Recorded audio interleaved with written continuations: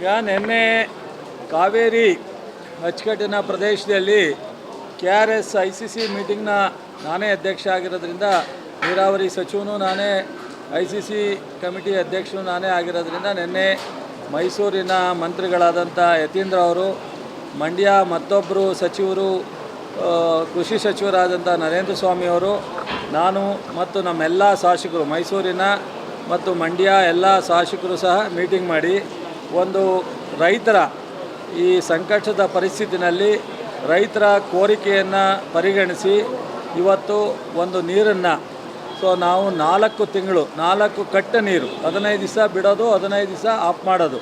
But ಮಳೆ ಮತ್ತು ಡ್ಯಾಮಿನ ಪರಿಸ್ಥಿತಿ ನೋಡಿ ನಾವು ಮುಂದೆ ಹೆಚ್ಚಿನ ಮಾಡ್ತೀವಿ. ಬಟ್ ಆದರೆ ಇವತ್ತಿರ್ತಕ್ಕಂಥ ಪರಿಸ್ಥಿತಿನಲ್ಲಿ ರೈತರು ಅರೆ ಕುಸ್ಕಿಯನ್ನು ಮಾಡಬೇಕು. ರಾಗಿ ಅಥವಾ ಉರುಳಿ ಅಥವಾ ಹೆಸರು ಕಡಲೆ ಆ ಥರದ್ದನ್ನು, ಭತ್ತ ಮತ್ತು ಯಾವುದೇ ಕಬ್ಬು ಹೊಸ ನಾಟಿ ಹಾಕೋಂಗಿಲ್ಲ.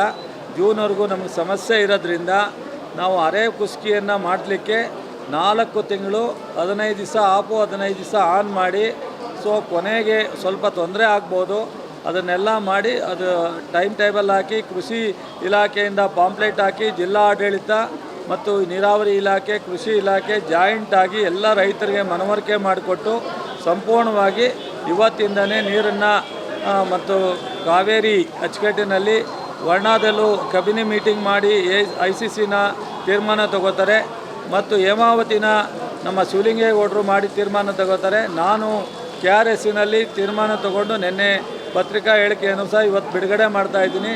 ದಯಮಾಡಿ ನಮ್ಮೆಲ್ಲ ರೈತರು ನಮ್ಮ ಏನು ನಿನ್ನೆ ತೀರ್ಮಾನ ಆಗಿದೆ ಅದಕ್ಕೆ ಸಂಪೂರ್ಣವಾಗಿ ಸಹಕರಿಸಬೇಕು ಅಂತೇಳಿ ವಿನಂತಿ ಮಾಡ್ತೀನಿ.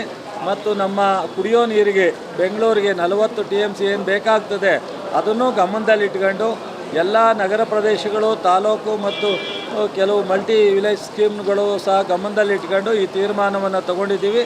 ಎಲ್ಲ ರೈತರು ಸಹ ಒಂದು ಈ ಅರೆ ಕುಸ್ಕಿಯನ್ನು ಹಾಕ್ಕೊಂಡು ಸಂಪೂರ್ಣ ಸಹಕಾರವನ್ನು ಕೊಡಬೇಕು. ಮತ್ತು ಪ್ರತಿಭಟನೆ ಮತ್ತು ಸಂಘಟನೆ ರೈತರಿಗೂ ನೀವು ಯಾವುದೂ ಸಹ ಸಂಘಟನೆ ಏನೇ ವಿಚಾರ ಇದ್ದರೂ ನಮ್ಮ ಜೊತೆ ಚರ್ಚೆ ಮಾಡಿ ನಿಮ್ಮ ಸಮಸ್ಯೆಗಳನ್ನ ನಾವು ಬಗೆಹರಿಸ್ತೀವಿ ಅನ್ನೋದನ್ನು ಮುಖ್ಯಮಂತ್ರಿಯವ್ರ ಗಮನಕ್ಕೂ ತಂದಿದ್ದೀನಿ. ಎಲ್ರಿಗೂ ರೈತರಿಗೆ ತಮ್ಮ ಮೂಲಕ ಈ ವಿನಂತಿಯನ್ನು ಮಾಡಲಿಕ್ಕೆ ಇಚ್ಛೆಪಡ್ತೀನಿ. Thank you.